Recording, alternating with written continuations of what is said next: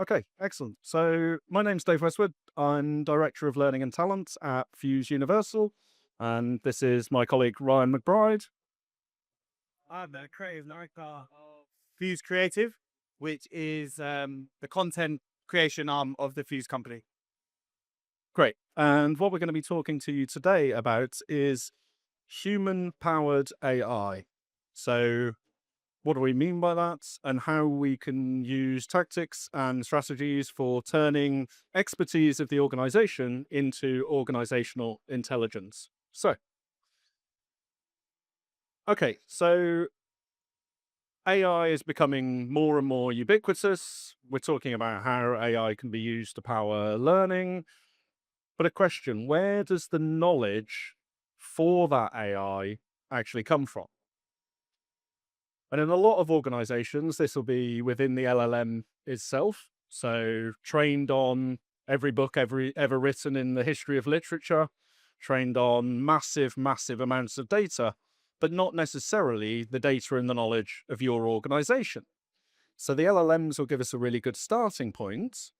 But then what you're able to do with things like connecting into Copilot with SharePoint and other kind of explicit forms of knowledge is then take all of your documentation that you have written, that explicit knowledge from within your organization, your courses, your SOPs, and such like.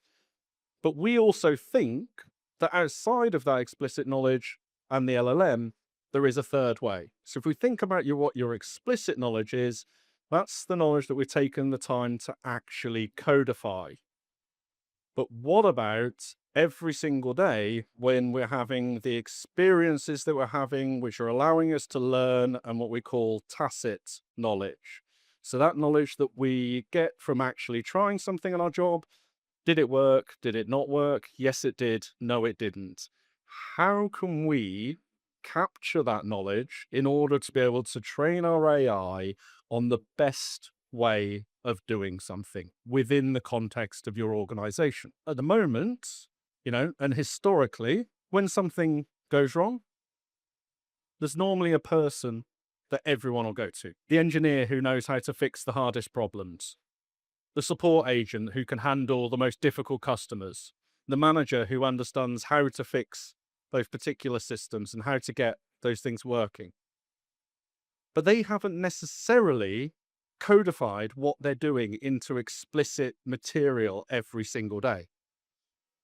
And this is the stuff that we really want to get into the heads of everyone through agentic AI. But it's not available. It's not in documents. It's not in SOPs. It's certainly not in the LLM that you're using. So how can we support people to share that knowledge? When we're thinking about this, most organizations don't lack knowledge, but what they lack is ways to scale the knowledge of their best people across their organization. And as we said earlier, that expertise normally sits in the heads of a small number of people, your best performing people within the organization. How do we find and scale that knowledge? So when we don't do it, new hires might take longer to become effective. When we do this, we see a shortening in the time of onboarding. If people are learning from the best experts, learning the best ways of doing something, they'll ramp up faster because they're seeing and visibly understanding how to actually perform, and they're not having to make cognitive jumps in their mind thinking about, well, you taught me what the SOP is, but what am I actually doing at each of those stages? How do I actually perform this role? Teams rely on a handful of experts. So there's data which suggests that from a subject matter expert in an organization, they will spend 30% of their week answering the same questions over and over again. These are your top performers consistently answering the same questions. What could they be doing differently if they weren't answering those questions? Problem solving slows down, innovation slows down because you're having to reinvent the wheel over and over again.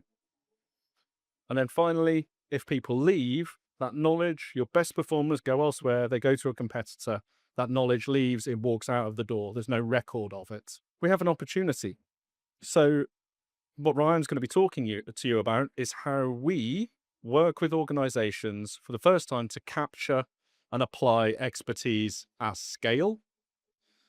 Um, and also how we can turn that individual intelligence into organizational intelligence powering our agentic AI systems. So, when we do this, what are we seeing from performance impacts? And we're going to go through a couple of case studies later on the impact of actually this content that we're creating. So, we see faster time to capability. Role modeling individuals, you think about sports coaching models. If you want to be better at what you're doing, let's say suspend disbelief for a moment and think that I could run close to 10 seconds in 100 meters. What I'm going to do when I'm doing that is I'm going to watch Usain Bolt. I'm going to be checking my data against what Usain Bolt was doing. I'm going to be trying to mimic exactly what Usain Bolt did at every single one of those things. But the only thing I'd be able to do is the celebration. I couldn't do anything else. And even that's probably just ripped my suit jacket. So faster speeds capability by the fact that we're able to role model what great looks like. Better problem solving. I've got put my teeth back in. I can actually get to the knowledge of the best people at the point that I need it. I can understand how people have solved problems previously rather than having to reinvent the wheel myself. We reduce dependency on those experts, freeing them to innovate and move your company forward. And we get higher performance across the teams because the rising tide carries all ships. Okay. So I'm going to pass over to Ryan now, who's going to talk you through why this matters and what we actually do in a couple of case studies. Thanks, Dave. So yeah, I'm going to be talking you through why knowledge extraction matters. A lot of the programs that I build and the content that we create for customers, for example, and the subject matter experts that they have in the organization, a lot of that is undocumented. I always meet like the top 10 scientists or the top 10 salespeople, and they're really great at how they do their job. And what people want to be able to do to some degree is make everyone perform like those people. The big thing I notice is the tacit versus explicit knowledge. Don't get me wrong, there's loads of soft skills, documentation, stuff like that. But if you're working in an organization and Dave is selling this bottle of water, he knows this product is bespoke to that organization. That stuff you're not going to find in a generic library and stuff like that. You're going to find it from the people that have worked in the organization for however long and the people that are performing best. The thing that and I love this part, is why AI is only as good as the knowledge you feed it. I think everyone must have got super excited about AI when it comes. Don't get me wrong, it's fantastic I was creating like a lemon drizzle cake at the weekend. It's really good at giving me that kind of information. But what I've seen in a lot of organizations is there's a concern around the misinformation it can give and the trust it can give. So what we're doing with a lot of organizations at the moment, for example, we're working with this big pharmaceutical company where we're interviewing around 50 of their top scientists. We then turn that into an array of different content, whether that be videos, articles, podcasts, things like that, taking into consideration the type of preferences people have as well, because not everyone wants to watch video. But then we're able to take what we call tacit knowledge and lock that within a closed AI, for example, like Lyra, our performance coach. And then this coach will have the knowledge of the 50 scientists within that business. And then you can have that closed, so you can't get the misinformation. Or you could say, for example, if we're doing a leadership coach and we've interviewed the best leaders in the business, we're then able to say, can you go out into the ether, as it were, and bring back the best models for 2026 and make that available to everyone else? Why most organizations fail to capture that knowledge is, as Dave mentioned, it's really simple. It's not documented. If I know Dave's, as you probably all do, if I know Dave's really good at something or Christoph's really good at something, I go, Dave, how did you do that thing yesterday? Dave gets asked 1,000 questions a day. And then that is really annoying for Dave. But that is also not an efficient use of Dave's time, because Dave could be out selling more things or being a better leader for the business. So the steps of the process always starts the same way. It's identifying what knowledge to extract, or identifying the performance gap or where there is no knowledge around a certain area.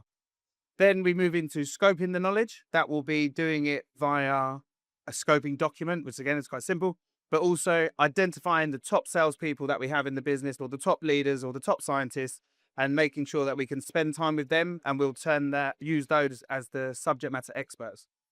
Then my favorite part of the process is getting to spend a lot of time with people that have loads of different knowledge. So we take a very journalistic approach for numerous benefits. One, it's probably the fastest way to capture content. If I go and sit with these scientists, if I've scoped it out beforehand. Two is, and as much as I see lots of AI video here today, it's all about engagement. People really, really still like learning from authentic, genuine individuals that are passionate about what they do. And then people are more inclined to listen and take on board that information.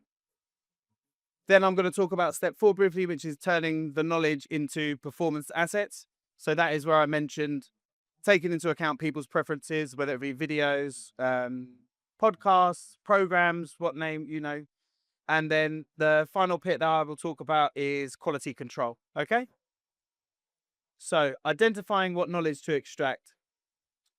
The way in which we do this, and this is regardless of subject matter. So we do a lot of pharmaceutical companies, we do a lot of finance companies, we do a lot of leadership companies, we do mechanic companies, right? It doesn't matter. We still follow the same process to get that knowledge out of their heads and available for everyone else, okay? So the way in which this usually starts is running a pre-interview discovery conversation. So what we're doing there is we're not interviewing about how to be a great salesperson. We're understanding what areas of knowledge they know, because Dale in my team and Sarah, who are here, for example, we have to know what they know to a certain degree before we can interview them about that. We can't just go in there with, here's our standard interview questions. We need to understand the subject matter to some degree and also identify where the gaps are. We also need to understand the current challenge that they have in the landscape of their learning, whether how we're going to get the learning to those people. What are their preferences for consumption? Do they have the iPads, mobile phones, and the things they need to actually be able to consume that content? So it's understanding that landscape as well. And then what we do is we spot the performance gaps. So say, for example, if you have a salesperson who is supposed to sell product X, everyone's good at selling product Y, but no one's good at selling product X. There's a gap there. We need to understand that product, and we need to teach everyone in the business how to know about that product, but also how to sell that product, or that product be a solution for a potential customer. Number 4 is identifying the high performers. And I'll talk about this a little bit later, but some people think they're the high performers and they're not. Some people are really good on camera. They think they are, but they're not. But it is also the way in which I've done it historically is it's more when you ask everyone who is the high performer and they say it's Dave, as opposed to someone like Dave going, I'm the best one. You want to find the people that are recommended by a bigger audience. You know, oh, Dave really helps me with this, or Dave helps Isla with that, or Dave helps Dave with that. Then Dave is going to be your thing. But also there is obviously the people that are going, these are the top salespeople, these are the top science people, but it is conducting that research to understand who are the best people beforehand. Number 5 is about understanding procedural, conceptual, or product knowledge, which I think are the 3 buckets of education that most projects we fit into. Conceptual could be how to sell something or how to be a fantastic leader. Product knowledge is pretty straightforward. You know, we're doing the mechanic videos, stuff like that. And procedural knowledge is obviously how to follow steps 1, 2, 3. But when we scope something out, it usually bleeds down into those 3 buckets. And the other bit is product versus process versus practice. That's where we utilize not only the content, but the technology within the Fuse platform to ensure that people don't just consume the content once, but they can practice it. They can be challenged by the performance coach, Lyra, and then we can make sure that the behavior changes that we want to do are embedded within the learners. So scoping the knowledge. Knowledge sits everywhere. As Dave mentioned, you have tacit knowledge, which is the knowledge inside people's heads, and then you have the explicit knowledge, okay? But what we need to think about is where other knowledge lives. So, and this could be the explicit knowledge, which is the documentation. That's the way sort of all our projects start, is people have old PDFs, PowerPoints, documents, things like that. We want to modernize that. We want to utilize your methodology around subject matter experts. We can do that. And then it's about identifying the themes and the topics to take that and structure it into what we call a learning plan. So people can consume different levels of knowledge based on their experience. You can log into Fuse and be served based on who you are and your role. You can be served the specific content that you need to see. Also, when we're thinking about the other parts of knowledge we can capture, it's all about getting ready to conduct the actual interview. So it's about creating great knowledge extraction questions, which usually are kind of always the same stuff. So if it's a product, it would be like, what is it? How does it benefit me? How does it work? But again, it is a very, as I've learned over the years, it's about really active listening and listening to a subject matter expert who's talking you through something and being able to drill deeper. When I was younger, there was many of time I would conduct an interview and I would come back and it wouldn't be great. But what I've learned over the years is spending time asking questions. Also, it might sound simple, ironically, but being quiet a lot of the time and letting people speak. You have to remember these individuals aren't actors. You can't just be like, oh, be good at this, tell me that. That's great. It's more about understanding, letting them get into the flow of it and giving that out. And also reinforcing the question inside the SME's answer. As much as I've got a lovely accent, you never hear me in any videos at all. But the way in which we do that, which is very, very simple. But if I said to Christoph, why is Lyra so important for Fuse customers? Can you repeat the question in your answer? Christoph goes, Lyra is important for Fuse customers because. And then what I can do is build a fluid narrative within the piece of content that is far more engaging for people. So now I'm going to talk briefly about interviewing the subject matter experts, which I may have alluded to before. But some of this is really important. One of the things is overcoming subject matter expert anxiety. As I mentioned, a lot of people are not experts. Oh, sorry, they are the experts. They're not the actors, you know? It is about building that relationship beforehand. Anyone I go and meet, we had two lovely customers over there today who I went to film last week. But before that, I've had 2 virtual cups of tea with them to try and make them feel relaxed and try to build a relationship. So when I get there on the day and Dale's there with the cameras and Sarah's there with the audio, we're able to have a lot more of a engaging conversation. So building rapport quickly is really, really important. As I mentioned, actively listening. Dale and I, we love to talk, but when we're out with subject matter experts, it's really about taking the time, referring to your notes, understanding if you've captured the key learning outcomes which you're there to get, which is really important because a lot of the people that we speak to are really important people and they haven't got a lot of time. So the prep is really, really important before you go and conduct these subject matter expert interviews. And again, as I've mentioned again, is moving from the vague answers. A lot of people will try their best, especially if they've been media trained and stuff like that. But with the wonders of editing and stuff like that, and the authenticity, which is key, you're not looking for a fully polished, presented video. You know, you're looking for someone who's been in the business for 20 years or 10 years. They know exactly what they're talking about. And if you can get them into that flow, and where I notice it best is when they start saying, oh, I've got a story about that. And stories, I fundamentally believe stories are still key for learning. As much as we have AI video and presentations, and in this module, I'm going to tell you this, I really, really think learning from passionate, intelligent individuals is a core differentiator in education. Number 4 is about turning that knowledge into performance assets. And what I'm talking about here is different types of content, essentially. But I really believe that not having a one-size-fits-all solution is very, very important in this day and age. So what Dale and I do usually is we create a video with audio featuring a subject matter expert so we can have that emotional connection with an audience. But then from a video, you can rip it out and turn it into loads of different things. So you can have the transcript turned into a article. You can take the information and wrap the video around in a course. You can also do the AI knowledge databases, as I mentioned earlier. And also, as it says here, it's also about not overproducing. So I'm not a salesman, but when I speak to customers and they want to do, say, for example, they want to do a video on how to book your holiday, it's not about you need a subject matter expert led video to do that piece of content. It is, why don't you record your screen and you can make that video in 10 seconds and give someone the best value that they get out of it. But it is, and really what I'm trying to do here, as I mentioned about the preferences, is not everyone wants to watch a video as much as I am passionate about videos. Some people like to read, some people like to watch, some people like to get in the car and listen. And taking this approach, and this is really important, guys, from one video, you can get all of this stuff. Whereas if you limit yourself to extracting knowledge just via audio, but you want your content to have an emotional connection with the audience, you can't do it. So one thing I would suggest if the philosophy or the design around knowledge extraction appeals to you, video is the absolute key way of doing that. This is probably the most important part, is validating the SMEs. As I mentioned earlier, someone will say, this person is great, they're really, really good at what they know. When you get them in front of the camera, they're not that good. It is about understanding truly who the best people are, how they perform, if there's any data and metrics around those individuals, and then reviewing them. And then the way in which we create content so quickly is we utilize the subject matter experts for the review and sign off period, sign off. So what would happen is Dale and I will go out and shoot, say, 5 salespeople. We come back to base, we chop out the mistakes, we send that to them via our Fuse platform. We create a space where we can share that content, and then they review themselves. So they go, that's really good.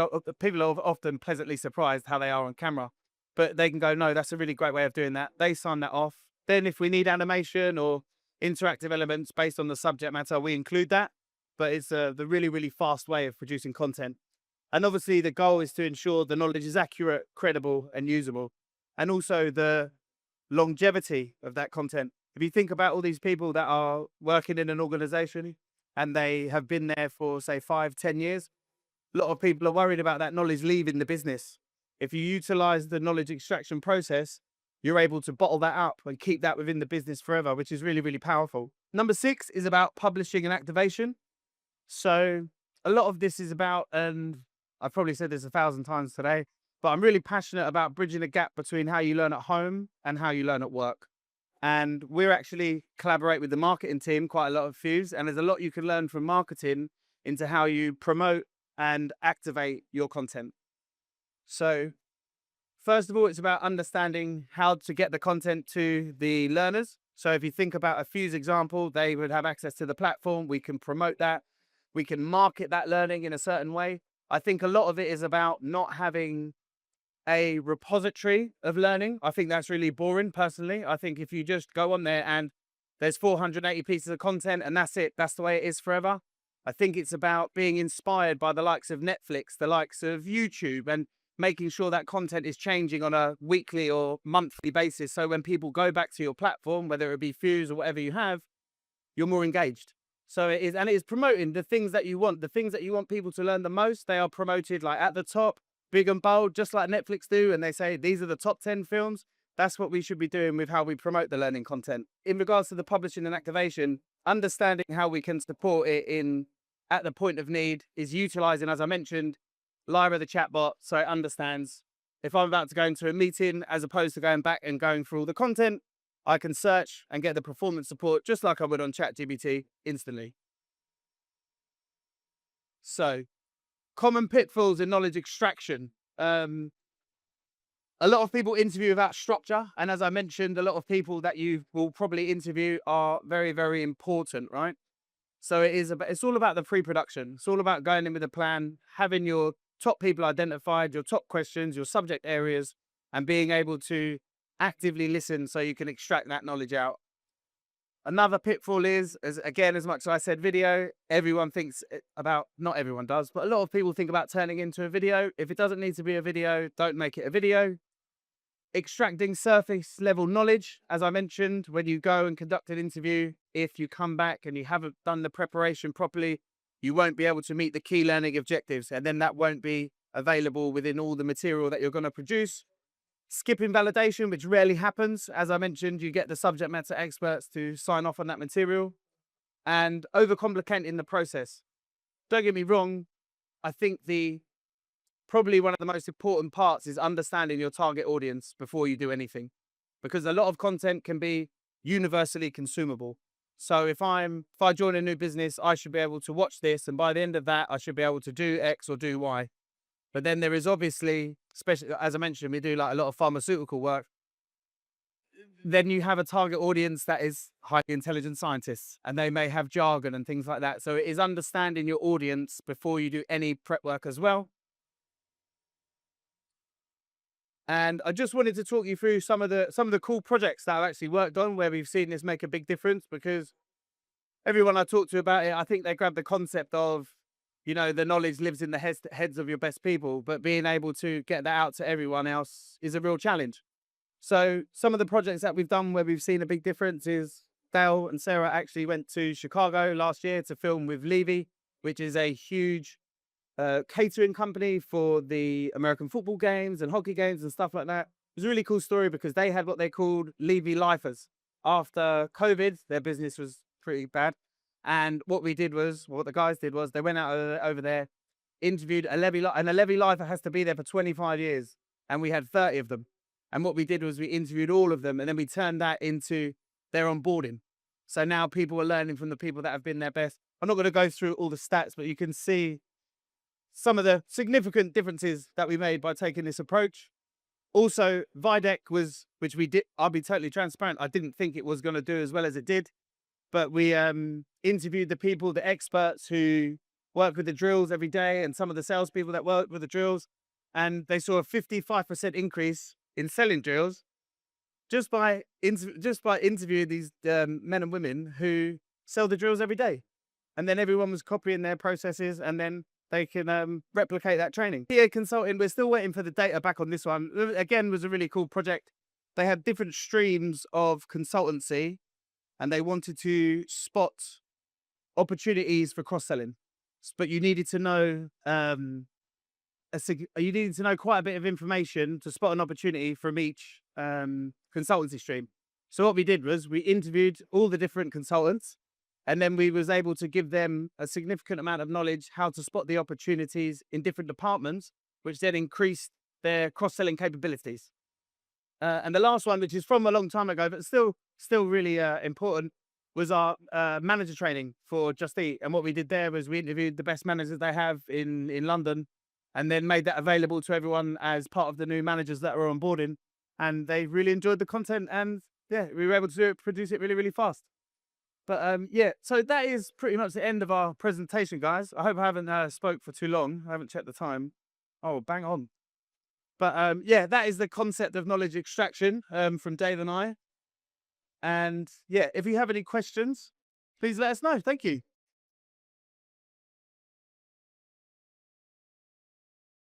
Have a good